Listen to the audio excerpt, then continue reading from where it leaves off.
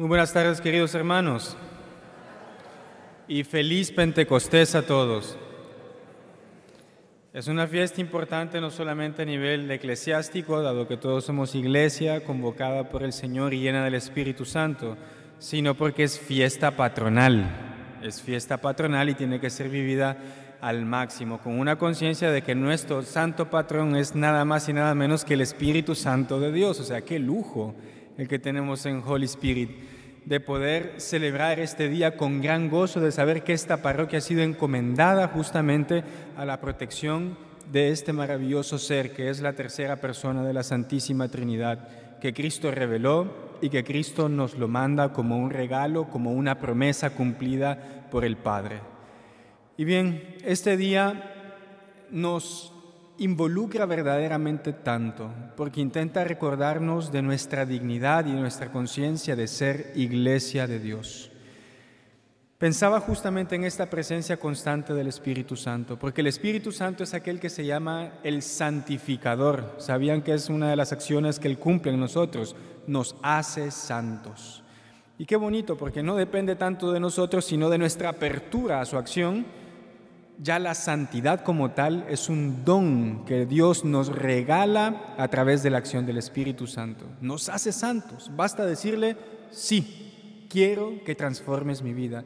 Y el resto está hecho por este Espíritu Santo.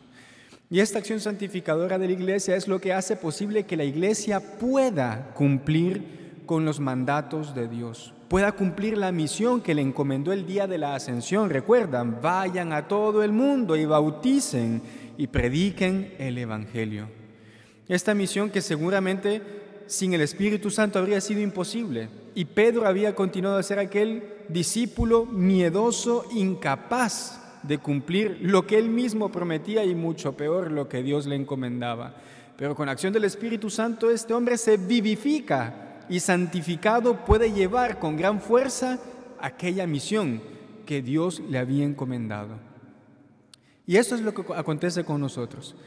Pero, como bien dice el dicho, nadie sabe lo que tiene hasta que lo pierde. Y es que la familiaridad con el Espíritu Santo es algo que nos recuerda mucho a lo que tenemos en casa.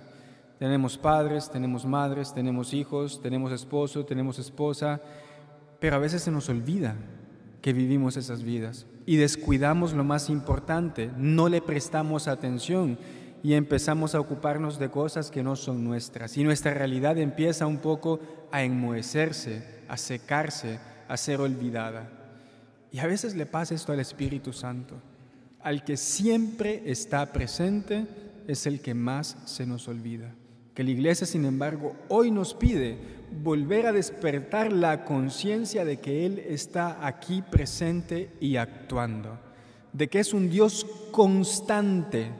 Por eso me encanta siempre recordar que la promesa de Cristo es yo voy y vengo, algo que supera nuestra temporalidad y nos hace que vivamos esta comunión ya en la eternidad, con la presencia de este Espíritu que hace posible que seamos hijos de Dios, aquel Espíritu que nos habilita a un diálogo abierto con nuestro Padre, a un Espíritu que nos habilita la vida sacramental de la Iglesia, que es lo que nos da la vida, lo que nos hace santos, y todo por la acción de este Espíritu.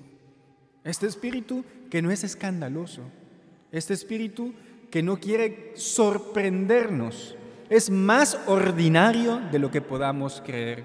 Y ordinario porque siempre está y hace todo extraordinario. Es aquel por el cual decimos, ¿qué ha pasado en mi vida? Basta que veamos al pasado y nos demos cuenta que estamos aquí presentes. Y cómo estuvo enderezando cada uno de los pasos para hacernos que estemos aquí sentados escuchando la palabra de Dios y nutriéndonos de su cuerpo y de su sangre. Haciendo que todo sea nuevo, haciendo que todo vuelva a ser perfecto. Porque sí creemos en la perfección ahora, ¿verdad?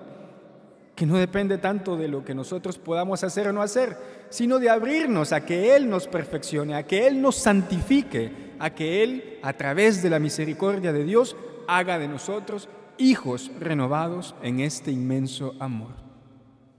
Este es el Espíritu.